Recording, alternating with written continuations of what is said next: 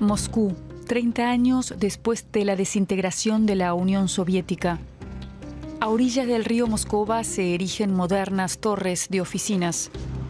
El distrito de negocios pretende ser la imagen de la nueva Rusia. No muy lejos, la estrella roja de la era soviética sigue brillando sobre el Kremlin.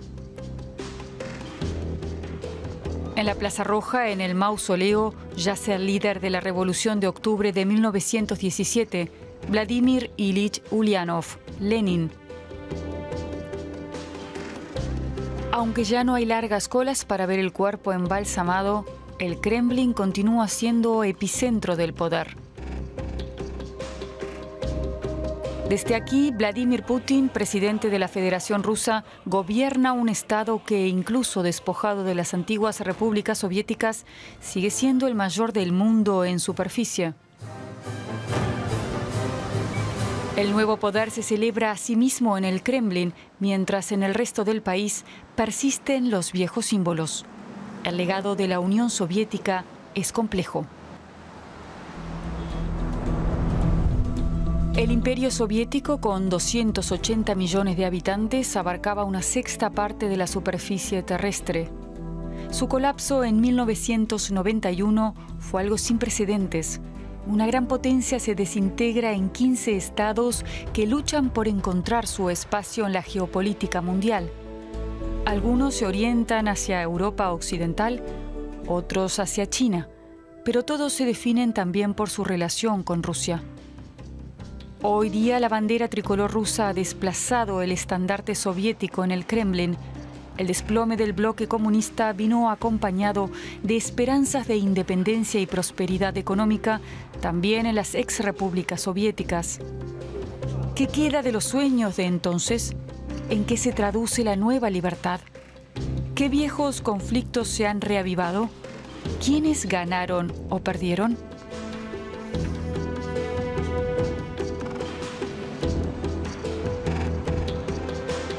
¿Y qué papel juega Rusia en la estructura de poder postsoviético?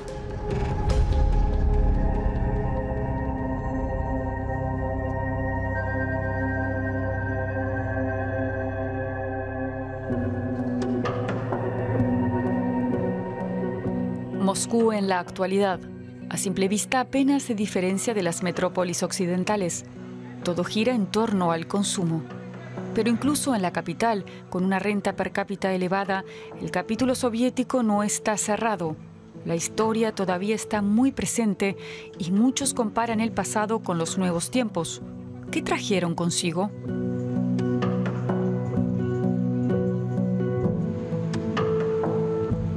Si hay un personaje omnipresente en Rusia, ese es Lenin. Aún quedan más de 5.000 estatuas y bustos del líder de la revolución en todo el país, aunque su legado estaba llamado a extinguirse hace 30 años.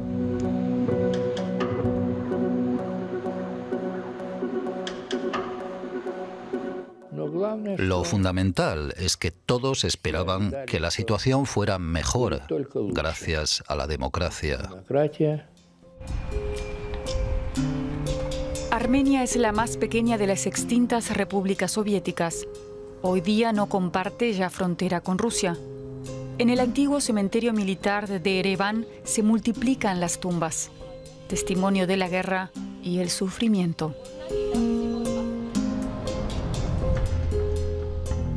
El Cáucaso es escenario desde hace décadas de un conflicto entre Armenia y Azerbaiyán.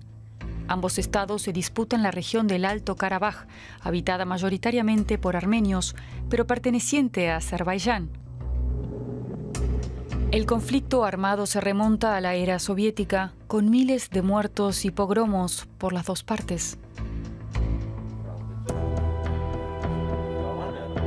Participar en esta guerra deja huella de por vida. Es el caso de Arvid Avenesian y su hijo Gevorg, armenios que viven en Alto Karabaj. Decidieron empuñar las armas, al igual que su amigo Raye Housepian, aunque son civiles. Arvid dirige una escuela de deportes, su hijo estudia informática y su amigo es empresario. La escalada más reciente terminó en derrota, en parte debido al respaldo militar que Turquía prestó a Azerbaiyán. La paz con el país vecino parece más lejana que nunca.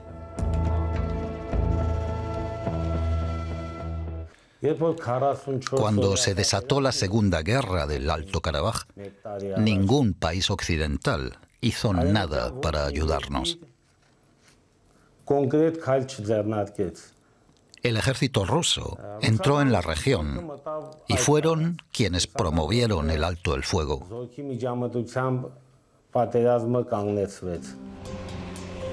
Verano de 2021.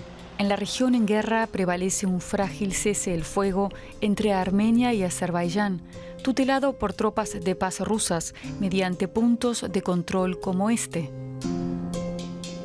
El pasado año, Azerbaiyán reconquistó amplias zonas del Alto Karabaj. Armenia tuvo que reconocer las pérdidas territoriales.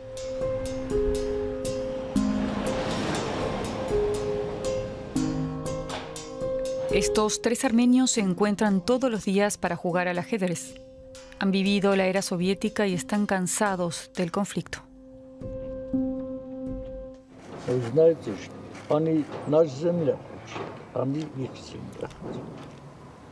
Hace 30 años les quitamos la tierra y ahora la han recuperado.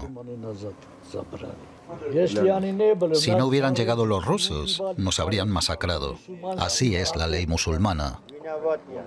La culpa la tiene la libertad que reclaman unos y otros. Todo empezó con la independencia de Karabaj. Esperanzas de paz aquí hay pocas. La mayoría se siente armenia y lleva consigo la bandera del país. Viajamos con Gagik Eliasyan a la región en guerra. Es alcalde de una pequeña localidad fronteriza.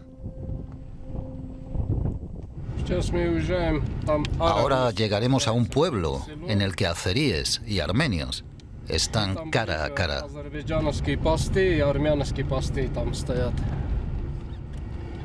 Hoy reina la calma, pero hace tan solo un año discurría por aquí el frente. Una guerra que apenas interesa al resto del mundo, aunque tiene lugar desde hace 3 décadas en la frontera de Europa.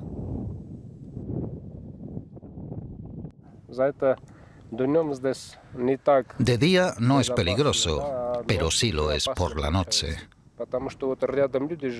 Hay gente que vive justo aquí, al lado. Vigilamos para garantizar su seguridad. Los vecinos trabajan durante el día y de noche hacen guardia.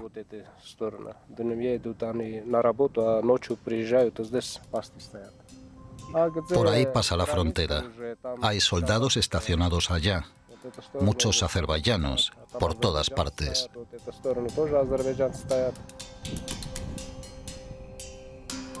En pleno frente, una vieja iglesia. Porque mientras los azerbaiyanos son musulmanes chiíes, los armenios son en su mayoría cristianos. La religión es uno de los elementos claves de su identidad y origen también de este conflicto.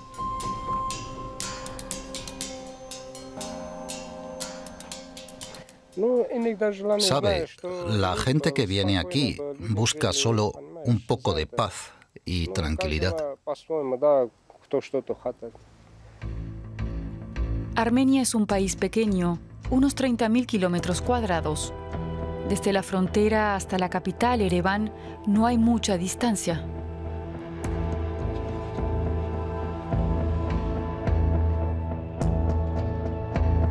Hace meses que Arvid Avenesian lleva a su hijo regularmente al hospital. Gevorg fue gravemente herido en combate. En la capital de Alto Karabaj, Stepanakert, no existe la atención médica que necesita.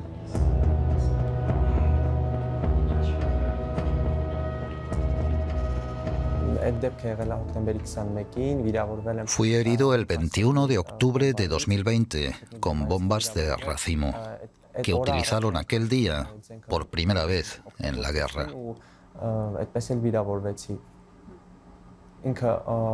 La bomba estalló en el aire y la metralla me alcanzó en la cabeza y en la espalda. Tras la visita al hospital, padre e hijo se dirigen al cementerio. En la última escalada de 2020 murieron miles de soldados, la mayoría muy jóvenes, casi niños. Que no estén más entre nosotros no significa que hayan dejado de existir. Mientras vivamos nosotros, lo harán también ellos. El conflicto en el Cáucaso se ha extendido a la vecina Turquía. Este país, miembro de la OTAN, apoya a Azerbaiyán. Francia, por su parte, respalda a Armenia. Rusia adopta un papel de mediador neutral. Y es que Moscú cuida las buenas relaciones con Azerbaiyán, que dispone de grandes reservas petrolíferas. Los armenios soñaron con la libertad e independencia, pero no con semejante coste.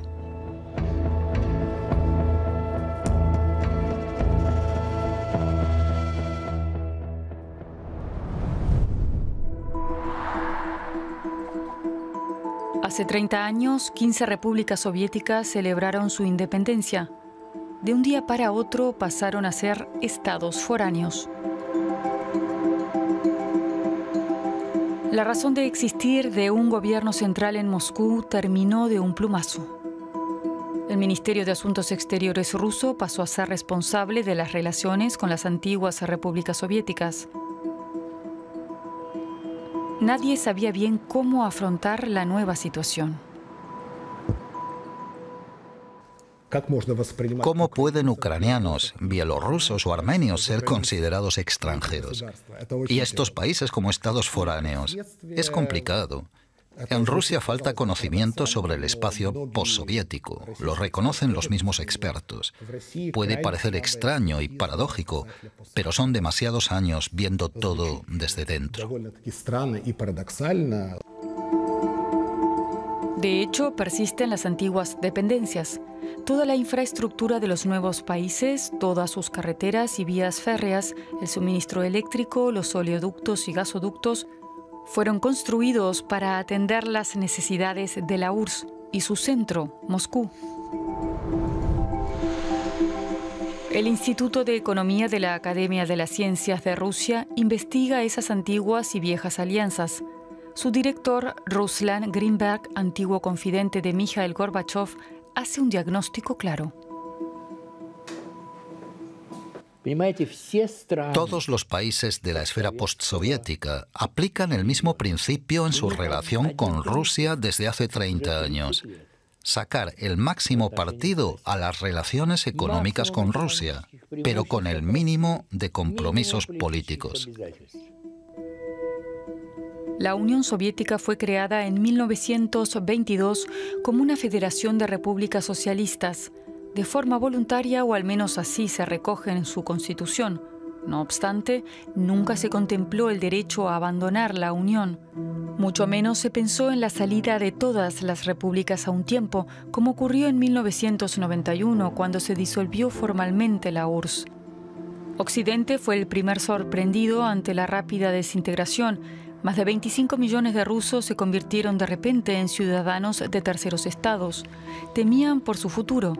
¿Podrían seguir viviendo ahí? ¿Reconocerían su nueva ciudadanía? ¿Podrían conservar sus propiedades? Vladislav Belov dirige el Centro de Estudios Alemanes.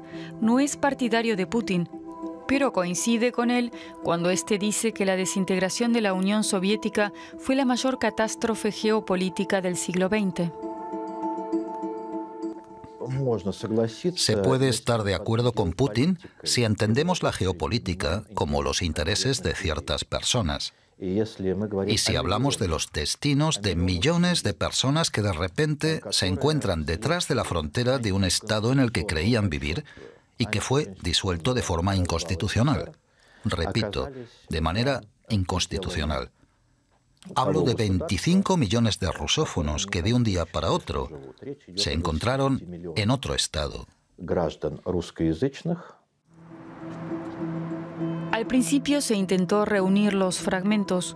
El Palacio Tauride en San Petersburgo debía ser sede de la Comunidad de Estados Independientes, una organización supranacional compuesta por las ex-repúblicas soviéticas.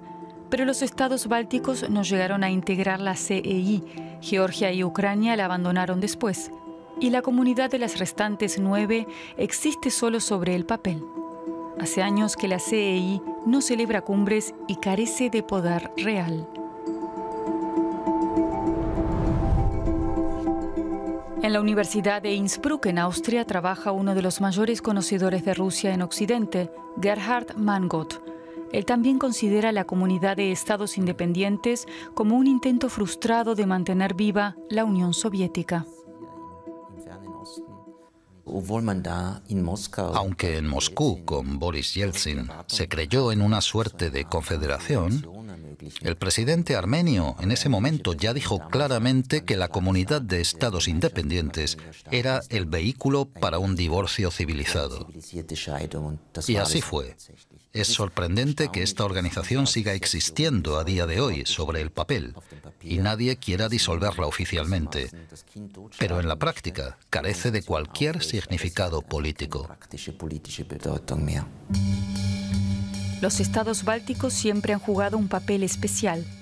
Estonia, Letonia y Lituania fueron los primeros en alejarse de la Unión Soviética y emprender su propio camino con éxito. Su relación con Rusia es más que fría. Vilna es la capital de Lituania.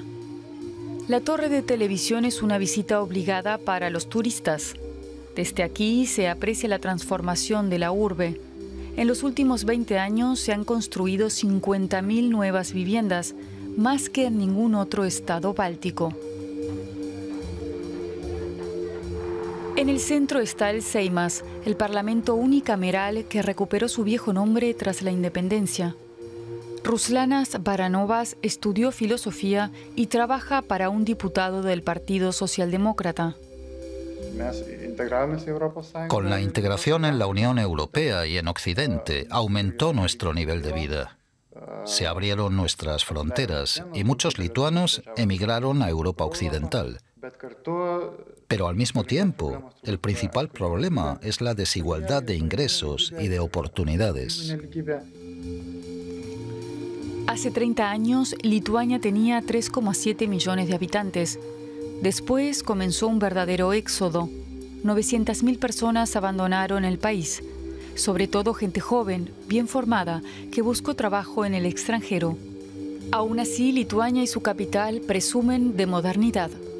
El crecimiento económico anual se mantiene estable al 3% y Lituania tiene una de las redes de fibra óptica mejor desarrolladas de Europa. Los lituanos han conservado su conciencia como nación. Las fotos del Parlamento recuerdan el movimiento independentista de 1989. La historia nos acompaña. Muchos de los fenómenos que observamos ahora en nuestra sociedad se remontan a ese pasado. El objetivo de nuestra política de exteriores y de defensa es que no se repita esa historia. Hace tiempo que Lituania se orienta hacia Occidente. En el Seimas hay una exposición sobre la Hermandad del Bosque, el movimiento partisano que luchó contra la ocupación soviética hasta 1953. La juventud de hoy considera la democracia algo normal. Es el caso de Emil Paskochimaite, que estudió ciencias de la educación en Alemania.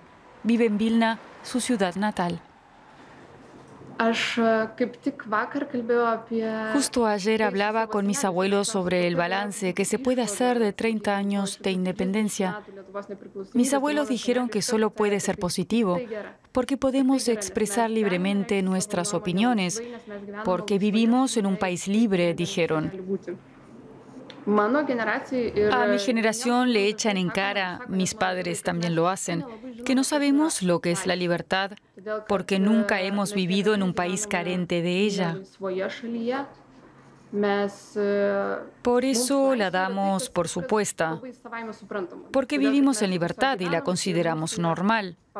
Probablemente sea así.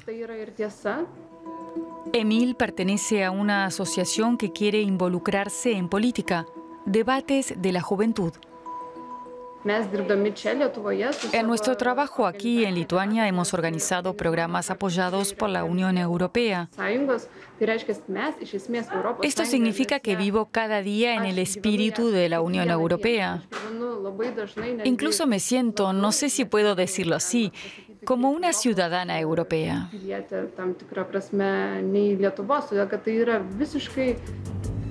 Lituania estrecha progresivamente sus lazos con Occidente. En 2004 entra junto con Estonia y Letonia a formar parte de la OTAN, igual que otros países del antiguo bloque del Este. El gasto en defensa alcanza el 2% del Producto Interno Bruto. En 2021, Lituania fue escenario de maniobras militares de la OTAN. La desconfianza hacia Rusia es otra herencia de la era soviética. Hasta hoy en los países bálticos habita una importante minoría rusa que no quiere renunciar a su identidad. Ruslanas sabe de lo que habla. Su padre es ruso. Creo que la influencia rusa hoy tiene un carácter híbrido. Por un lado está la televisión rusa, que mira mucha gente, y por otro lado, Internet. Para mucha gente, el ruso es la única lengua extranjera que dominan. Así que si quieren informarse, más allá de la televisión y los portales lituanos, recurren a portales rusos. Lituania ve en Rusia a un potencial agresor. Espera solidaridad de la OTAN y de la Unión Europea.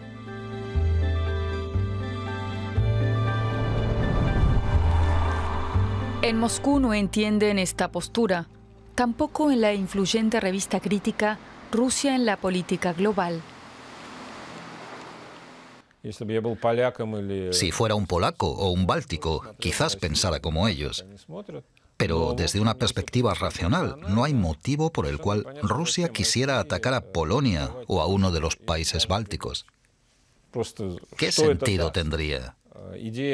La idea de que Rusia pone así a prueba la alianza de la OTAN me parece pura fantasía. No es que simpaticemos con la OTAN, claro, pero aquí nadie va a arriesgar una guerra mundial para poner a prueba a la OTAN. ¿Qué sentido tendría algo así? Pero Putin sí quiere demostrar su poderío militar. Lo hace con maniobras a lo largo de la frontera con la OTAN. Crece la sensación de amenaza por ambas partes. Con ello quiere alimentar el orgullo patrio por su ejército y lanzar una advertencia a la OTAN y a Occidente. Putin argumenta que Rusia está siendo asediada y por tanto se ve obligada a actuar. En 2020 Rusia invirtió un 4,3% de su Producto Interno Bruto en defensa.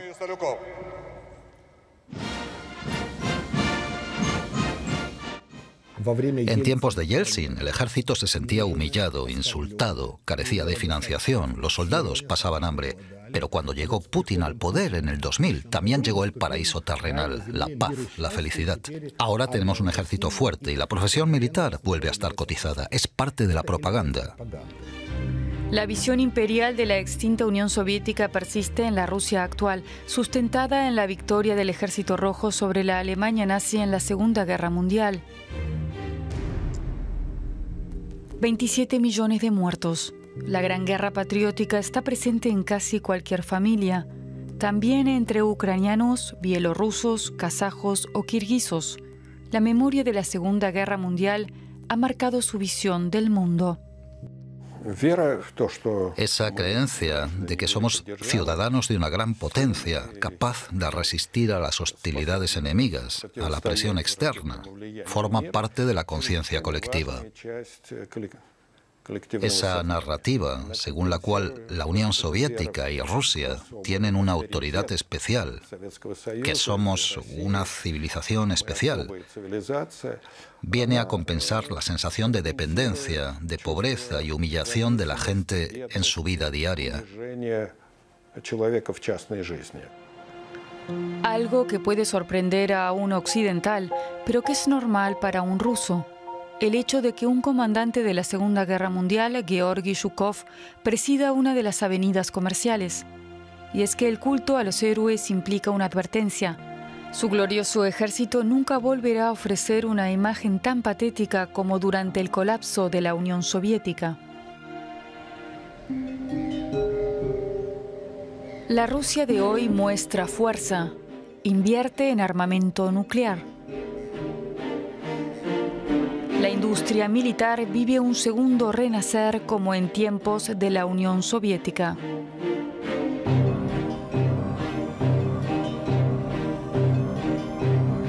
El precio lo pagan los rusos. Los líderes políticos cometen el error de creer que en el siglo XXI una potencia se define sobre todo por su capacidad militar. Y Rusia es una potencia militar, pero no es una potencia económica, financiera, tecnológica ni demográfica. El poder adquisitivo de la población rusa crece tan lento como prácticamente en ningún otro país de Europa. Aunque últimamente se haya pronosticado un ligero crecimiento para la economía rusa, este se basa sobre todo en el aumento de los precios de las materias primas. Las empresas rusas no son suficientemente innovadoras, apenas se invierte en infraestructura. Muchas vías de comunicación están en un estado desastroso. Lamento que no se haya podido lograr un milagro económico como en el caso de China. Al menos en el campo de la infraestructura de transporte. Seguimos teniendo solo una vía rápida Moscú-San Petersburgo. Es lamentable. Nuestra principal arteria hacia el este, que une Moscú y Pekín, está aún por rehacer. Es lamentable. Moscú sí, Moscú ha cambiado, pero eso es lo que esperaba para toda Rusia. Mismo nivel de carreteras, mismo bienestar en el caso de la infraestructura. Pero no ha ocurrido nada. Solo ha desaparecido el dinero.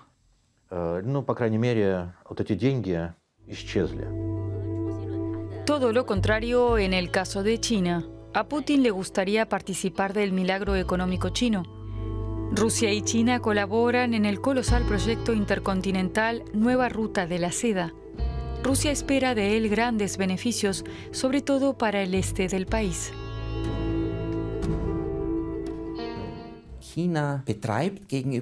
La política de China es, con respecto a Rusia, mucho más precavida en el sentido de que evita que Rusia se sienta el socio menor de China, al menos en el ámbito económico y financiero. Porque un miedo histórico de China siempre fue y es que Rusia, como estado pendular, pueda alinearse con Occidente contra China, algo que quiere evitar a toda costa. Rusia ha vuelto a poner sus ojos en Asia Central para afianzar su tradicional esfera de influencia. Las repúblicas centroasiáticas no lo ven con malos ojos, también para tener un contrapeso frente al poderoso vecino chino. Ucrania quizás tenía las mejores posibilidades al principio de la independencia, pero el país sigue en crisis a día de hoy.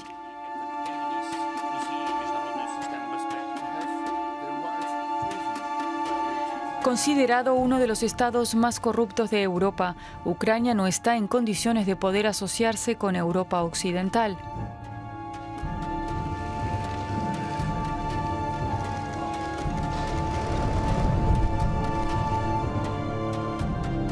El país está profundamente dividido. Mientras los habitantes del oeste de Ucrania apoyan mayoritariamente un ingreso en la OTAN y la Unión Europea, en el este se sienten más vinculados a Rusia, sobre todo en las regiones de Lugansk y Donetsk, el denominado Donbass, industrializadas en época soviética. Aquí comenzaron las protestas contra el gobierno de Kiev por parte de la minoría rusa, expoliadas por el miedo a ser discriminada por una Ucrania pro-occidental y nacionalista.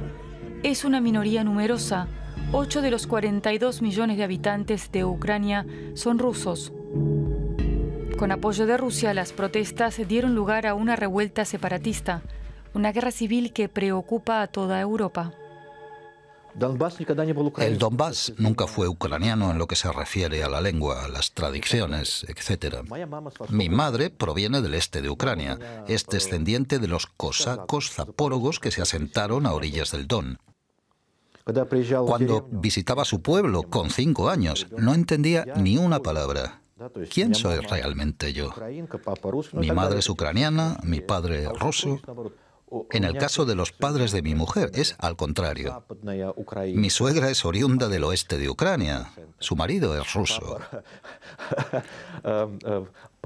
¿Quiénes somos nosotros, entonces?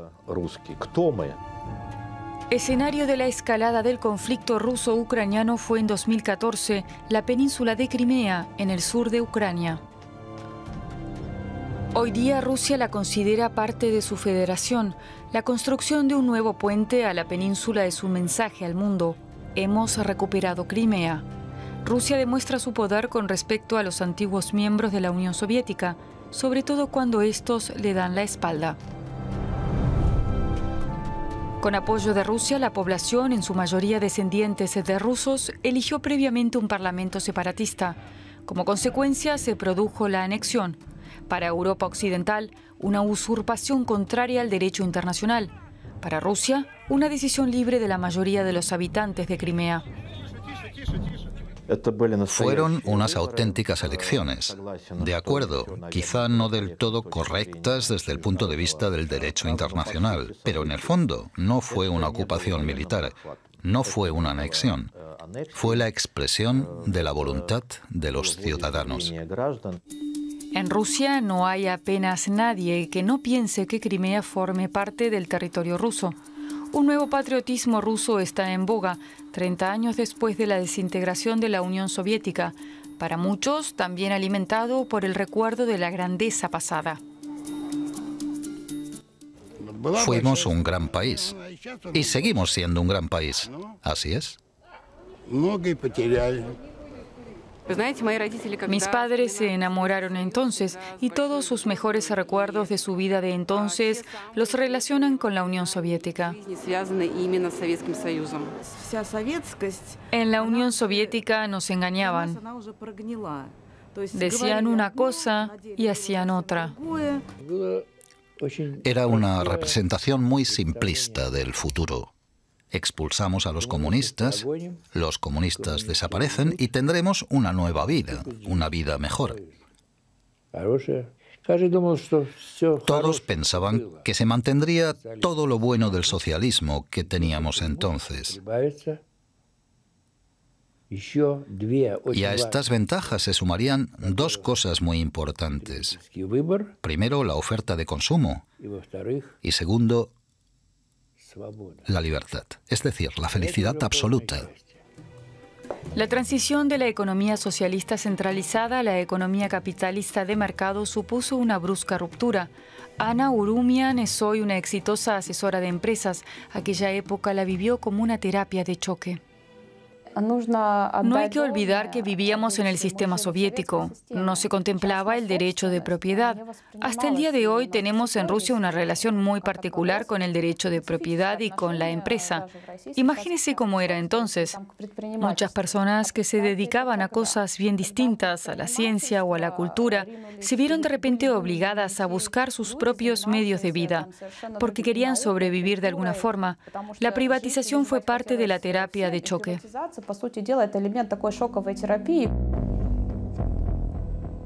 Fue una privatización despiadada con consecuencias caóticas, especialmente entre los más mayores. Aquellos años son de infausto recuerdo y sinónimo de la época de Yeltsin. El rublo se devaluó de forma dramática. El Producto Interno Bruto se redujo a la mitad. La mortalidad infantil alcanzó cotas alarmantes. La esperanza de vida era menor que en el tercer mundo. Ello sumado a una corrupción inédita de los políticos en el poder. A ojos de la mayoría de los rusos y las rusas, todo aquello desacreditó la palabra democracia o el concepto de democracia como tal. La democracia se convirtió en cierto modo casi en un insulto, a la luz de las experiencias que la población vivió con la supuesta democracia de los años 90. Y vemos que realmente hoy, cuando consultamos los sondeos de opinión de institutos independientes en la sociedad rusa, solo 1 de cada 5 apoya el desarrollo en Rusia hacia una democracia de corte occidental. ¿Qué opinión les merece el Estado a los rusos? Es la cuestión que plantea regularmente uno de los institutos demoscópicos más conocidos, el Centro Levada. Independiente del poder central y, por tanto, mirado con recelo. Cuando al final del periodo de Yeltsin preguntamos qué es lo que se esperaba del siguiente presidente, la mayoría nombraba dos factores. Primero, que le pusiera fin a la crisis en el país y aumentara el nivel de vida. Y segundo, la reinstauración del estatus de potencia mundial que tenía la Unión Soviética. Y con su demagogia, su retórica, su fortalecimiento del ejército y de las estructuras de poder, Putin cumplía todas estas expectativas.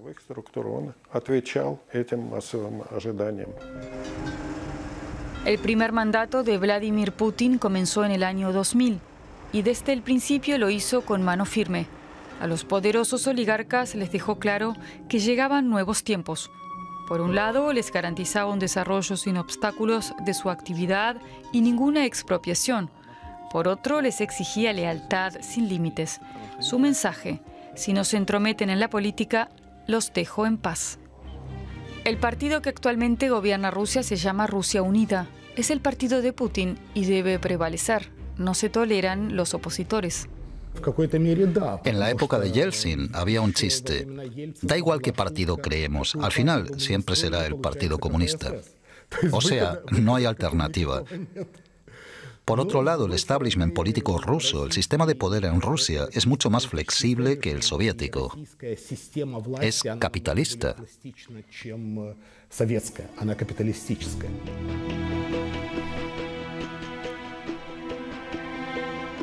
Bielorrusia, un país a caballo entre la Unión Europea y Rusia. Por su historia común y por tener un idioma similar, fue un socio confiable de Rusia, pero ese apoyo muestra algunas grietas. La bandera del país no esconde su cercanía política a la antigua República Soviética. Solo se suprimió el martillo, la hoz y la estrella. En la capital, Minsk, como en todo el país, está presente la Unión Soviética. El Estado dirige la economía planificada y centralizada. Faltan las estructuras democráticas. Internacionalmente se critica la censura de los medios de comunicación. Alexander Lukashenko gobierna el país desde 1994. Fue un antiguo oficial político soviético y director de una explotación agrícola estatal. Tras las elecciones presidenciales de agosto de 2020, se le acusó de haber manipulado los resultados. Cientos de miles de personas salieron a las calles exigiendo democracia y su dimisión. En Kazajistán también gobernó durante largos años un presidente con tendencias autocráticas, solo que con unas condiciones más ventajosas, porque gracias al petróleo y el gas, Kazajistán es el país más rico de la región. De la nada surgió la capital, Nur-Sultán. Recibe el nombre del primer presidente Nursultán Nazarbayev. Él lideró el país por muchos años y fue miembro del Politburó del Partido Comunista en la época soviética. Al contrario que Kazajistán, a las antiguas repúblicas soviéticas pobres de Uzbekistán, Kirguistán, Turkmenistán y Tayikistán no les resultaron fáciles los primeros años de autonomía. Dependían demasiado del poder central en Moscú. Millones de personas de las antiguas repúblicas soviéticas en Asia Central emigraron para trabajar en Rusia, sobre todo en las grandes urbes de Moscú y San Petersburgo. Trabajan en la construcción, en los servicios o en la agricultura. La mayoría de los obreros que emigraron provienen de aquí, de Kirguistán. En Bishkek, la capital, conviven el Islam y el legado soviético.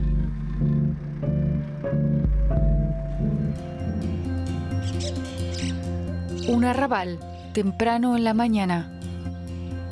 En una de las casas vive Rita Erguellova, de profesión es modista. Su marido y 2 de sus 5 hijos viven y trabajan en Rusia. Ella misma pasó algunos años allí. Junto con su hija Saltanat acude al bazar. Rita Erguellova tiene allí una pequeña tienda de ropa femenina, adquirida con los ahorros de su trabajo en Rusia.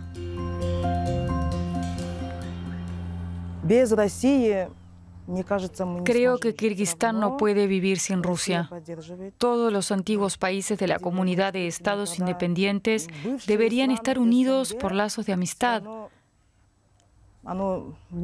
También en el futuro. Uzbekistán, Tayikistán, Kazajistán, todos. Más de 2 millones de kirguisos son ahora ciudadanos rusos y viven allá. Mi hija y mi hijo también se quedaron allá. Cada familia tiene algún miembro que trabaja en Rusia. El Islam es en el país un legado presoviético, ahora revitalizado. Junto a él se mantiene una poderosa iglesia ruso-ortodoxa. Se conmemora tanto a los viejos héroes centenarios como a los de la época soviética. Kirguistán tiene 6,5 millones de habitantes, de los cuales 800.000 son rusos. Además del kirguiso, el ruso es lengua cooficial. Rita no entiende el regreso de muchos kirguisos al Islam. Por presiones de los varones musulmanes, cada vez son más las mujeres que dejaron de trabajar y se contentan con una vida como amas de casa. Creo que en la Unión Soviética los derechos de la mujer estaban mejor. Había más equiparación entre hombres y mujeres.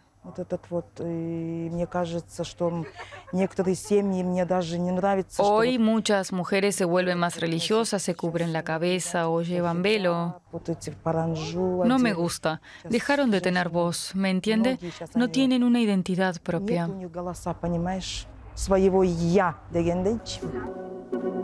En el sur del país viven muchos uzbecos. En el pasado se registraron enfrentamientos violentos entre ellos y los kirguisos. Una causa, la diferente interpretación de la fe. La de los uzbecos es mucho más estricta. Los kirguisos practican el Islam de forma más laxa.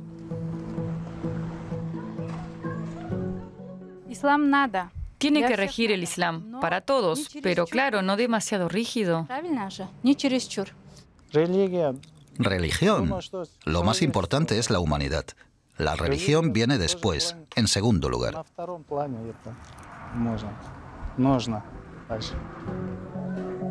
En Kirguistán brilla hoy el Islam con un nuevo esplendor. El Jalalabad, el imán, es el uzbeco Alayar Madaliev. Concluyó sus estudios de teología en la antigua Unión Soviética. Como imán, no es solo líder religioso, sino también una especie de alcalde de su barrio.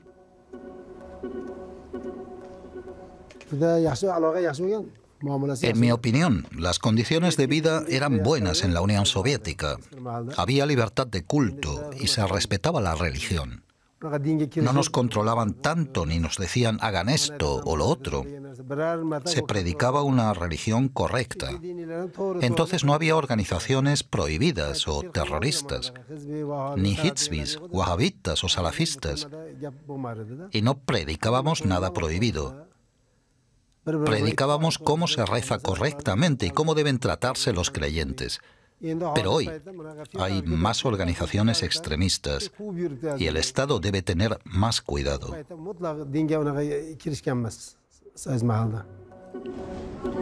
Kirguistán se autodefine como un Estado secular, pero es difícil prever cómo de intensa podría llegar a ser la influencia de un Islam radical. El imán Madaliev predica una fe moderada. Cada viernes la afluencia a las mezquitas es alta. En la Unión Soviética atea, el imán percibía un salario mensual como funcionario público. Hoy gana su dinero con la panadería de la mezquita y una carnicería.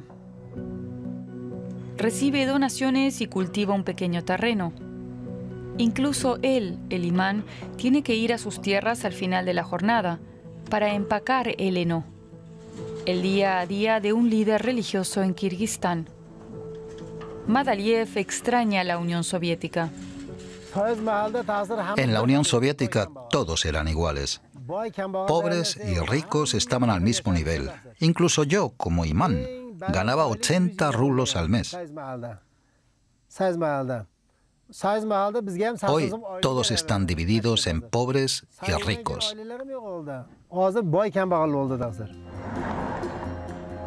De vuelta a la capital, Bishkek, en este edificio trabaja una organización no gubernamental. Una de las activistas es Dinara Oyura-Yunova.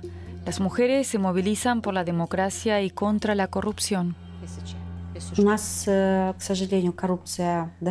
La corrupción es enorme aquí. Alcanza cotas increíbles. La gente llega al poder, pienso yo, en primer lugar para enriquecerse y no para gobernar y servir al país. Llegan para hacer negocios con la política. Que una ONG pueda hacer públicos sus objetivos distingue a la sociedad kirguisa del resto de sociedades de Asia Central.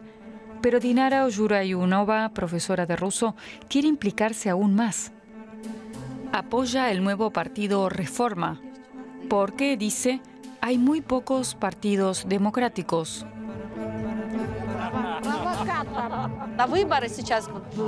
En las elecciones kirguisas participaron 78 partidos, pero solo 3, 4 o 5 son democráticos y liberales. Es preocupante. Por eso son importantes este tipo de nuevos partidos. La sociedad demanda nuevos partidos en este país. En los márgenes del Estado plurinacional, el ejército ruso hace tiempo que se arroga el papel de factor de orden.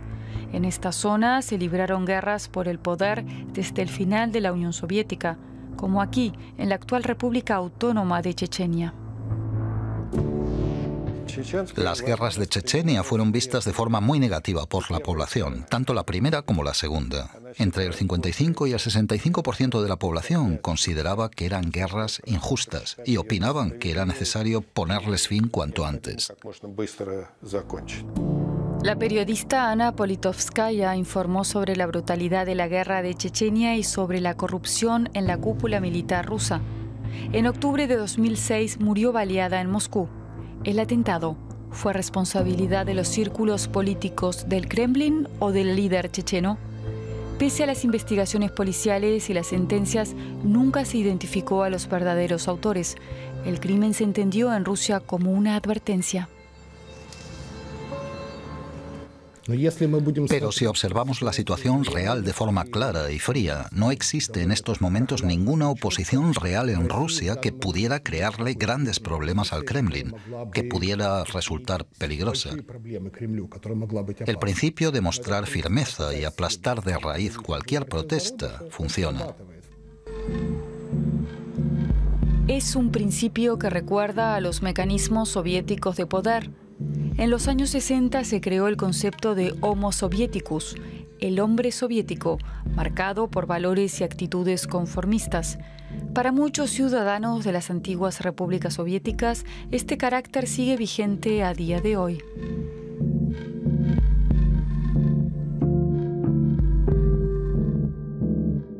El ciudadano soviético aprendió a buscarse la vida en un Estado represivo. Puede engañar al Estado, tolerar su arbitrariedad, demostrar una lealtad fingida hacia él y al mismo tiempo ocuparse de sus propios problemas, intentar sobrevivir en este Estado tan represivo y duro. La llegada de Putin y la deriva autoritaria no fue una casualidad, sino más bien la continuación del régimen soviético. Solo hay una cosa muy distinta actualmente que en la Unión Soviética. Ya no es el todopoderoso partido el que imparte las bendiciones. Putin, el antiguo miembro del Partido Comunista, hace tiempo que encuentra amparo en otra institución, la Iglesia ruso-ortodoxa, que no tiene nada que objetar al fortalecimiento de los valores conservadores.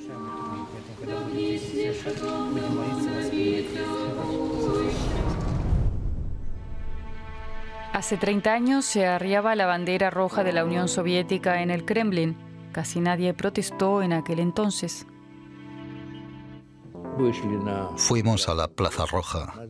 Éramos unas 300 personas que se manifestaron contra aquellos sorprendentes acuerdos. Y en la Unión Soviética vivían 287 millones de personas. En defensa de la Unión Soviética solo acudió una persona por cada millón de habitantes.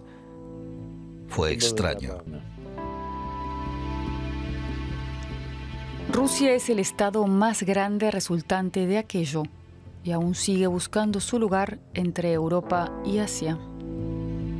En general, fue una evolución muy confusa y complicada, que acabó desembocando en una Rusia que sí tiene un peso reconocido en la política internacional, pero que no ha llegado a ser lo que podría ser hoy, de haber tenido un liderazgo inteligente.